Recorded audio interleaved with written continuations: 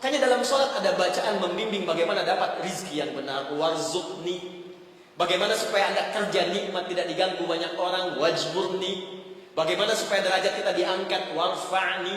Bagaimana supaya dijaga kesehatan. Wa'afini.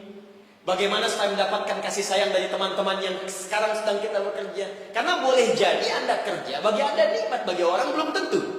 Karena itu nanti di fikih Quran, di manajemen bisnis dalam fikih Al-Quran, ada pernyataan gini. Ketika Anda sedang mengerjakan sesuatu yang besar, maka boleh jadi di sekeliling Anda pun mengincar hal yang sama yang sedang Anda kerjakan. Dan persaingan itu akan begitu ketat. Turunlah kemudian turunan-turunan yang ada di sekitaran itu. Siapa yang bisa menghentikan sifat iri hati di sekitaran teman-teman yang menginginkan proyek yang sama? Siapa yang bisa menghentikan hal-hal yang buruk yang mungkin menimpa ketika Anda mendapatkan tender yang sedang Anda kerjakan? Jika Anda tidak datang kepada yang punya kuasa lebih dari yang lainnya, maka bagaimana itu bisa dihentikan dalam pekerjaan Anda? Apa yang kita kerjakan dalam hidup ini? Saya khawatir jangan-jangan kita sibuk, pada akhirnya kita pulang. Gak ada yang gak pulang, Pak. Penyebab kita kembali itu bukan COVID-19 yang sekarang marak, bukan persoalan sakit. Karena yang sehat pun kalau sudah waktunya tiba pulang, ya pulang. Syarat meninggal itu bukan sakit. Syarat meninggal itu bukan tua. Karena yang muda bahkan belum lahir pun itu bisa wafat. Ada orang berkata dia sudah bau tanah katanya. Dia nggak sadar kalau dia pun bau kuburan. Itu yang beberapa bagian mesti kita luruskan kembali.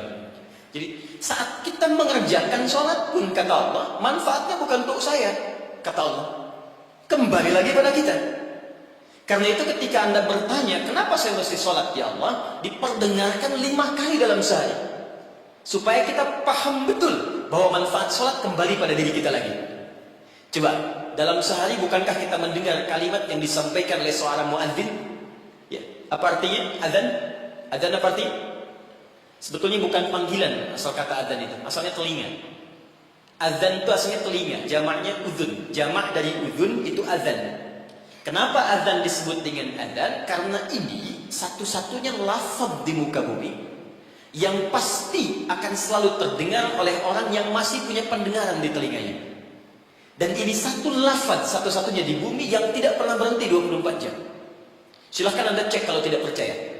Ya, karena itu waktunya setiap tempat pasti selalu berbeda. Jakarta selesai, Bekasi adzan. Bekasi selesai, Cikarang adzan. Cikarang selesai, Karawang adzan. Sampai semua berputar. Ya, dulu saya tinggal di Tripoli, Mesir selesai adzan, Libya adzan. Selesai Libya, Tunisia adzan. Tunisia selesai, Aljazair adzan. Maroko, sampai terus nyebrang. Ternyata 24 jam nggak pernah berhenti. Dan dahsyatnya itu dibagi di setiap waktu beraktivitas. Bangun tidur pertama, subuh. Subuh selesai, muncul siang, zuhur. Selesai, masuk sore, asar. Selesai, pembuka ke malam, maghrib.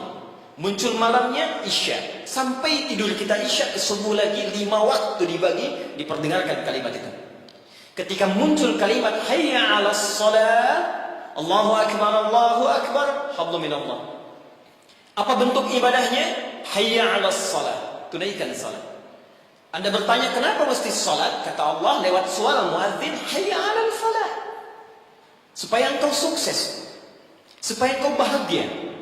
Jadi falah itu bukan sekedar bahagia. Saya pernah terangkan di sini, kalau Anda buka kamus bahasa Arab Inggris, maka falah itu diterjemahkan dengan success and happiness. Jadi di sholat itu Pak, Bu, saya tekankan setiap saya kesini, saya selalu ulang-ulang kalimat ini. Di dalam sholat itu, baik gerakannya, juga bacaannya, itu terkandung ajaran-ajaran, hikmah-hikmah, dan rahasia-rahasia bimbingan menuju kesuksesan dan kebahagiaan dalam hidup. Di gerakannya bukan gerakan asal-asalan. Makanya Nabi ketat mengatakan, kata Nabi, "Shallu kama ra'aitumuni usalli." Salatlah kalian persis seperti melihat saya salat. Ada seorang bernama Khalid bin Rafi Az-Zuraiqi. Kisah ini ada di hadis Muslim, nomor hadis 319. Ya, riwayat sahabat Abu Hurairah radhiyallahu taala anhu. Ini ada seorang bernama Khalid bin Rafi Az-Zuraiqi di zaman Nabi. Datang ke masjid, salat di samping Nabi. Wan nabiyyu fi nahiyatin ukhra minal masjid. Jadi Nabi sedang duduk di sisi lain, dia salat kurang lebih di sinilah. Begitu selesai salat, sallama yaminan wa samala, dia salam ke kanan dan ke kiri, thumma atan nabiyya sallallahu alaihi wasallam. Lalu dia mendatangi Nabi SAW, fasallama ilaih. Dia mengatakan, "Assalamu alayka ya Rasulullah." Apa jawab Nabi? Perhatikan kalimatnya. "Wa alaikassalam wa rahmatullah, irji' salli fa innaka lam tusalli." Kata Nabi, "Wa alaikassalam wa rahmatullah, kamu salat lagi karena engkau belum salat." Padahal orang ini sudah salat dari takbir sampai selesai salam. Lalu dia mengulang salatnya sampai 3 kali. Jadi sekali selesai, datang, Nabi minta sholat lagi. 2 kali selesai, datang, kata Nabi, ulangi lagi. Sampai yang ketiga dia katakan, "Ya Rasulullah, ma uhsinu ghairah." Ya Rasulullah, saya nggak bisa lebih bagus dari apa yang saya kerjakan tadi. Sampai sini kemampuan saya. Alimni, tolong ajarkan saya bagaimana sholat yang benar. Jadi kalau sekedar sholat saja dibuka dengan takbir, ditutup dengan salam dan dianggap benar, mustahil Nabi akan seketat seperti menyampaikan tadi. Kata para ulama, kalau ada ibadah diminta ketat menunaikannya, pasti ada hikmah besar yang ada di belakang atau di balik ibadah yang dikerjakan itu. Lalu diajarkan oleh Nabi bahkan dari mulai wudu, teman-teman. Kata Nabi, "Asbighul wudu." Kata para ulama, ini menunjukkan orang ini bukan cuma dari berdirinya yang keliru, dari wudunya pun ada yang salah. Jadi kalau orang dari wudunya sudah keliru, cepat-cepat, asal basuh, asal usap, ini pasti akan berdampak pada keliru sholatnya. Tapi pertanyaannya, ada apa di balik sholat itu? Yang dahsyat, bahkan dari berdiri ini saja, kalau dipelajari dengan benar, itu ada bekal manajemen kehidupan yang sangat dahsyat. Dipraktekkan Abdurrahman bin Auf, hanya hikmah berdiri begini, 3 bulan jadi orang paling kaya nomor 3 di Madinah. Dan setahun jadi orang paling kaya nomor 1 di Madinah, yang kapaknya saja bahkan terbuat dari emas. Jadi bukan main-main. Rukuknya ada hikmahnya, sujud ada maknanya, terlebih bacaannya. Karena itu ketika Allah menyebutkan perintah solat dalam Al-Quran, ada sindiran yang halus tapi tajam. Kata Allah, akan ada orang solat nanti bahkan tidak mengerti apa yang ia ucapkan dan ia lakukan dalam solatnya. Jadi bagaimana kita bisa khusyuk dalam solat kalau yang kita baca pun tak kita pahami? Nah, apa manfaat di balik itu?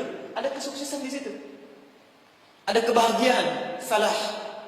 Nanti kalau saya turunkan lebih panjang lagi. Tapi singkatnya, ketika kita diminta ibadah pun kepada Allah, hasilnya dikembalikan kepada kita. Jadi kalau orang dengar suara adzan, tahu bahwa sholat itu kunci kebahagiaan, mustahil ada orang yang malas untuk menunaikan sholat. Bukankah pemilik kebahagiaan Allah? Bukankah yang punya rizki Allah? Bukankah yang punya kedudukan Allah? Qulillahumma malikal mulki tu'til mulka man wa tanzi'ul mulka mimman. Katakan Muhammad pada hamba-hambaku, katakan Muhammad pada semua umatmu, aku yang punya kedudukan. Aku titipkan pada siapa yang aku kehendaki. Anda menginginkan kedudukan, Anda pengen jabatan, Anda pengen harta, Anda jauh dari Allah, bagaimana bisa meraihnya? Karena itu ketika Anda datang kepada Allah, Anda meminta petunjuk, ya Allah bagaimana cara aku mendapatkannya. Diberikanlah jalan lewat sholat itu. Makanya dalam sholat ada bacaan membimbing bagaimana dapat rizki yang benar. Warzuqni. Bagaimana supaya Anda kerja nikmat tidak diganggu banyak orang. Wajburni. Bagaimana supaya derajat kita diangkat. Warfa'ni. Bagaimana supaya dijaga kesehatan. Wa'afini. Bagaimana supaya mendapatkan kasih sayang dari teman-teman yang sekarang sedang kita bekerja. Karena boleh jadi Anda kerja, bagi Anda nikmat, bagi orang belum tentu.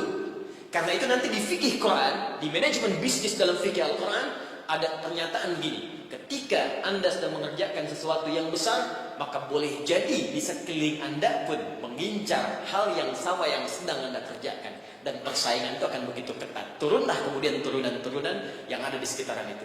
Siapa yang bisa menghentikan sifat iri hati di sekitaran teman-teman yang menginginkan proyek yang sama?